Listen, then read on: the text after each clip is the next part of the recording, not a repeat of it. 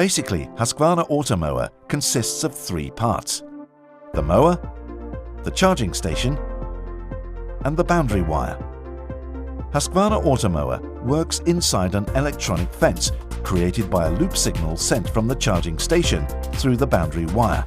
When Automower comes close to the wire, it detects the signal, stops, and continues in another direction. Husqvarna Automower works fully automatically.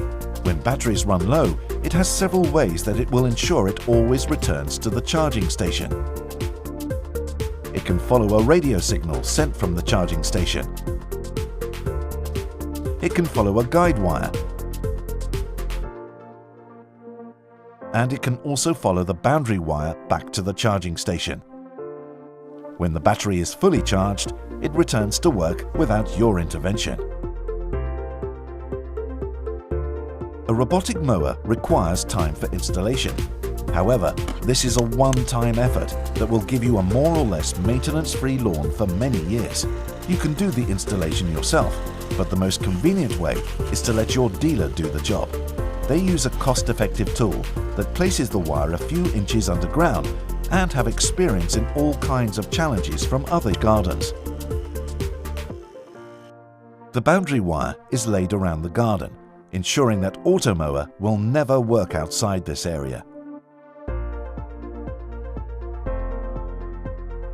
The wire can also be placed around flower beds and other areas you don't want to be mowed. When you place the wires close to each other on the way back, the signal is cancelled and the robotic mower will pass. Then you have created what we call islands. Husqvarna Automower has a collision sensor. When it hits something, it will stop and change direction. As it is designed to regularly handle gentle bumps, obstacles like trees and walls don't always need to be fenced by the boundary wire. If you have remote areas with narrow passages, guide wires can be laid there to guide the robotic mower through the passage. Some models are also assisted by GPS navigation.